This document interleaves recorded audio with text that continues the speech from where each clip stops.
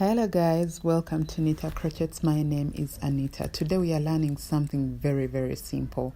This is a front tie open back textured crochet top, and this you can give to your friend or make for yourself. So if you're there and you have knowledge about crochet, this is really going to come easy for you. All right, to start with, we are going to need yarn. I'm going to be working with this lightweight yarn, and I'm going to be doubling my strands, but any other option would be DK yarn. It would really work great. You don't have to double your strands with that. And then I worked this project initially with a 3.5, but I feel like to loosen up a little bit, a 4.5 will do. But if you are in position to have only a 3.5, the better. Not the better, but at least we can work with that. Lastly, you will need a tape measure or measurements for your bust, because this is going to be made following half of your bust measurements. So get your tape measure, wrap it around your bust and get your full bust measurements, then divide that number by 2, and those are the number of chains that are going to be our foundation chains. Like, our foundation chains are going to be equivalent to the number that is half your bust. All right, so let's get started. Also, not to forget, I'm going to be working with this stitch. It's called some call it the crazy stitch, others call it brick and block, I don't know, but yes, that's the stitch we are going to be working with. Okay, so to get started, you will make a slip knot just like that, and then get your hook and place it right into that loop. Now our chains should be worked in sets of 10 plus 2 at the end. For example, 5 sets of 10, that is 50, then plus 2 more chains at the end of it to make it 52, or 60, then plus 2 chains. All right, so just make sure you the number of chains that you work that are equivalent to half your bust should be in sets of 10. Okay, so I already worked my panel that I need for this top. What I'm going to now be working is just a piece of it to show you how the stitch works, but just make sure you already have foundation chains that are equivalent to half your bust measurements. What I'm working right now is just a small piece of it to show you how the stitch pattern actually flows. All right, so once you are done working your chains, you are now going to work a single crochet into the second chain stitch from the hook. All right, now here we are going to chain 3. All right, these do not count as a stitch, it's just our turning chains, okay, to start our stitch pattern. Once you are done, you are now going to work 3 double crochets into that very first stitch. Okay, so in that very same stitch we have that single crochet. That's exactly where we are going to place our 3 double crochets. Okay, now here we are going to skip 4 stitches and then work a single crochet into what should be the 5th stitch. Chain 3 once again. Into that very same stitch you're going to work 3 double crochets just like that. Okay, and once you have all 3 double crochets, once again you are going to count 4 stitches and skip them, then work a single crochet into the next stitch. So you can see that this stitch pattern works in sets of 5, and I intended to have it in sets of 10 because I want pairs of these blocks. Okay, so once again you chain 3 and work 3 double crochets into that very same stitch, then skip 4 stitches and then work a single crochet into the next stitch. So basically this is a 2-step repeat pattern. We are just going to be repeating 2 steps, okay, for the whole entire project or the whole entire panel that we are going to be working for the top. So you're just going to do this all the way through until the end of the row. Just chain 3, work 3 double crochets into that very same stitch you had your single crochet, and then skip 4 stitches, work a single crochet into the next stitch. Repeat the very same thing, chain 3, work 3 double crochets into that very same stitch, skip 4 stitches and work a single crochet in the next stitch. Okay, and this is how your work should look like. So do that all the way until the end, and I'm going to meet you once you get to the end of your row. Here we are. These are the blocks I have. You should be having more blocks than I do, because I believe your chains are more than these that I started with. But anyway, this is how your row has to look like. So to start the next row, we shall chain 3 and turn our work, and into the very first stitch, which is the single crochet of the last stitch single crochet on the previous row, we shall work 2 double crochets, and then skip the 3 double crochets and get into that chain 3 of the nearest block right there. Work a single crochet in there, chain 3, okay, and just along those chains we are going to work 3 double crochets, okay, just along those chains, like you can see.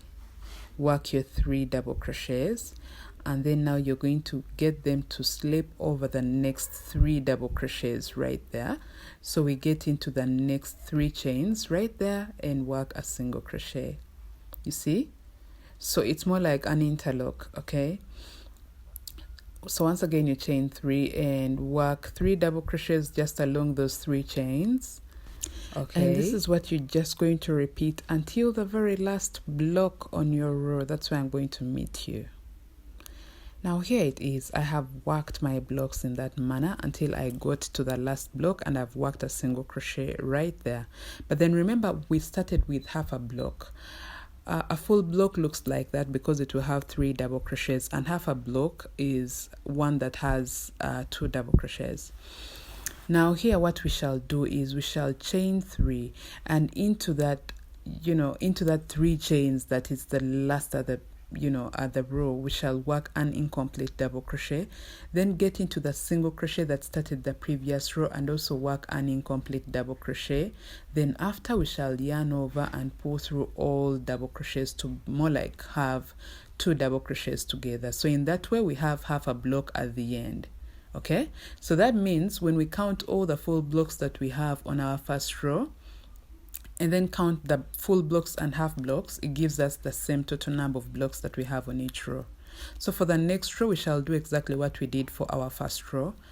Chain 1, turn your work, work a single crochet into the very first stitch, and then chain 3. Find the chain 3 that was last on our last half block, okay, right there. And into that chain 3 we work 3 double crochets. I really hope you understand this, because I'm also going to leave an image of the stitch pattern so that you understand what we are following. So once you have done that, you're going to skip the next 3 double crochets and get into that chain 3 and work a single crochet, okay? Chain 3 once again, into that 3 chains space, you work 3 double crochets along it, just like that. And now lay the 3 double crochets over the previous 3 double crochets of the next block, and there you work a single crochet into the chain 3 space right there. So once again you do the very same thing. So overlaying these blocks or bricks is just the very same thing. It doesn't change at all. The only change is at the end of the row that has those half blocks, the part where we start with a half a block and then end with half a block is where the only tricky thing is, and I think I need to explain that more and more so you guys can really get to understand it. But also just to be more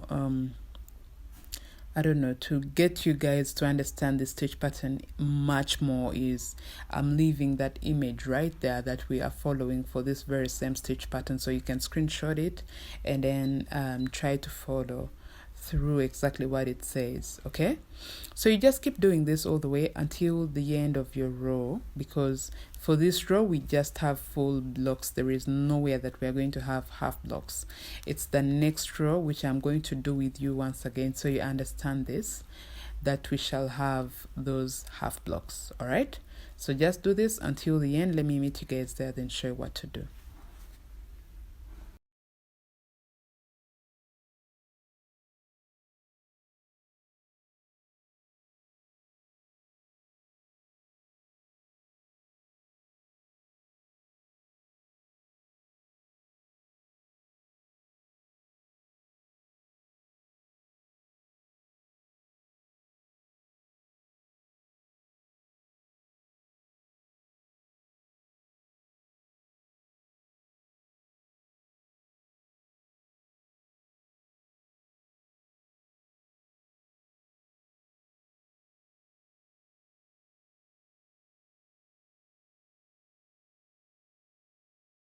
So there we go. You can see that on this row we just have full blocks and we end with a single crochet on this row, just like we started with a single crochet.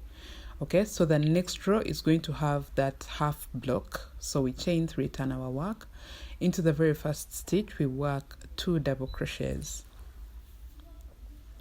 Okay, and now we lay them over those 3 stitches, then work a single crochet into that chain, into the 3 chains, chain 3, work 3 double crochets along that chain 3.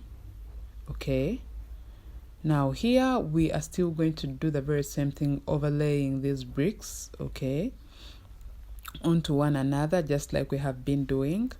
The only different part of it is at the end, where we shall be working that half of a block. Okay, that's the only thing that changes. So it's a 2-step repeat. The first row is going to have full blocks. The next row will have half a block when starting the row and half a block when ending the row, but the blocks in between will be full blocks. All right, so we just do this all the way, overlaying our blocks until we get to the very last block. So I'm just going to let you guys work it through with me. Okay, then I'm going to get back to explain what I am doing at the end of the row so you can clearly get it.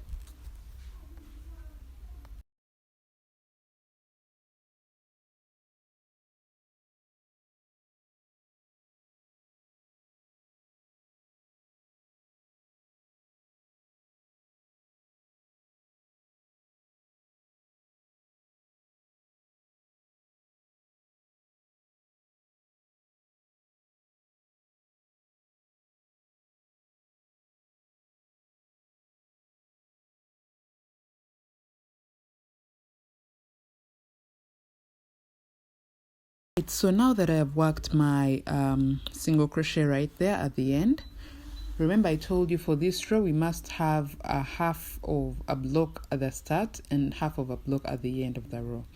So that means to work my last half here, I am going to chain 3 and work an incomplete double crochet into the chain 3 space, and then yarn over, get into the single crochet that started the previous row in there, insert your hook, pull through your yarn, then pull through 2, then yarn over, pull through all 3 strands, all 3 loops. Okay, in that way you have your full blocks. Okay, as you can see, those are 6. Now this half that started and the half that ended makes a full block. If you check your previous row, you have 7 blocks. Here you have 6 and 2 halves, which makes it a total of 7. Okay, so that's how you work the stitch pattern. It's very simple. If you're familiar with diagrams, stitch pattern diagrams, you can follow the diagram I have tried to share with you guys. Okay, now this is how my panel looks like already. I already worked my panel like I told you guys. Mine is a size small, and I think I had like is it 17 or 16? I think 16 blocks per row. I think that's what I had, if I remember, so I'm going to try count for you how many rows I have, okay, just in case you want to have the same top length with me. But anyway, the number of rows that you work for your panel should more like be from where you want the top to like end at your underbust, and all the way up, okay, almost to your collarbone, but of course not up to your collarbone. Okay, remember we are going to have that kind of front tie or fold, so it also takes up a few rows in the fold. Okay, so for me personally, I have a total number of 26 rows. Okay, so you're going to follow everything I have shared, the 2 steps I have shared with you guys, until you have a total number of 26 rows or more, given the size you are working this for. Okay, so once you have the total number of rows that you need for the length of your top, you are now going to work several chains for a string or strap long enough to go all the way to your back and crisscross side by side and then tie. All right, so your string must be long, yeah, at least really long. So this is how you work your string. I am going to get back and try to double my yarn so that my string is actually much more thicker than this, but yes, this is how you must do it. Okay, then after you have worked your string, remember it has to go all the way to the back, and maybe find somewhere in here that you can pass it through to do that crisscross at the back. So that's why I said your string should be really really long. Okay, so I'm going to get back and show you how to put a string on this side. As you can see, I have gotten my yarn, really long strands of yarn, and folded them to make a loop. So make sure the other ends are of the similar length. Okay, so you just grab your loop and pass it through. I don't know, I'm getting out of the camera, but yes, into those very first two stitches. That's why you work a single crochet, so you can have that loop tied onto your top, and then you now just start working your chains just like that. Now you see my string is actually now thicker because I had to redouble my doubled strands already. So yeah, in that way you get a thicker string, which is actually much more firmer for people working for larger busts. So I'm going to get my stitch marker, as you can see. Okay, and I'm going to count all the blocks I have on my last row. Okay, it is easier that way so that you can find exactly which blocks are at the center. So these two blocks are the center.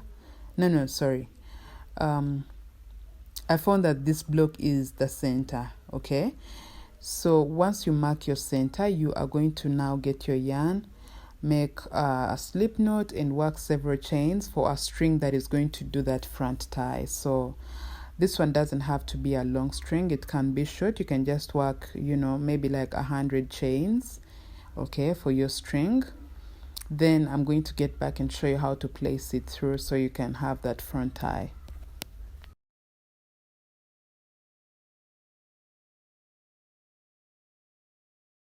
Now once you have your string, you cut your yarn, just get one end of your yarn and pass it through the eyelet of your yarn needle. So we're just going to need the yarn needle to run this through our center blocks, but if it weren't for that, you may not need a yarn needle at all. Okay, you can just try to use your fingers. So we're just going to pass it through the blocks that are in line with our center block. Okay, just go all the way down, maybe like 10 rows all the way down. Okay, it can even be 12 rows given your bust, given the bust you're working this for. But just make sure that your front tie goes all the way to the start of your under bust. That's where our front tie, the fold of our front tie, should end. Okay, so that we leave the other rows to be our under bust. So I'm just going to go through it back and forth just like that, back and forth just like that. There is no science or mathematics in here. You just go back and forth in line of those blocks that we said are in the line of our center block. Now here you will pull your string just like that. Don't pull it all through, no, just pull it a little bit out like that, so that you have one end on the other at the top of your work, and then this at the center of your work. Now here you'll get the other end and this end and just pull them to make a knot and fasten it in that way so that we can have that fold.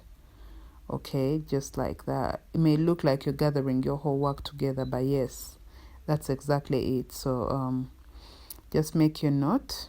It's very simple. Just make your knot and then cut off the yarn ends that are on your string so you have a neat project.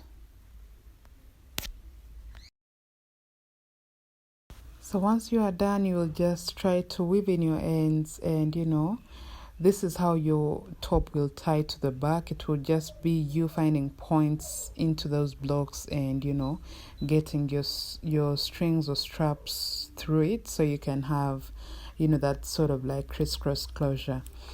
Also, you could probably just work a few single crochets on the edges of your work side by side. So in that way, when your strings tie to the back, it's more like secured, all right? But other than that, this is how you work your front tie textured top. It's very simple. I hope you like the tutorial. Thank you. Goodbye. Also, don't forget to follow my channel, Nita Crochets, on Instagram, YouTube, everywhere. Thank you so much. Bye.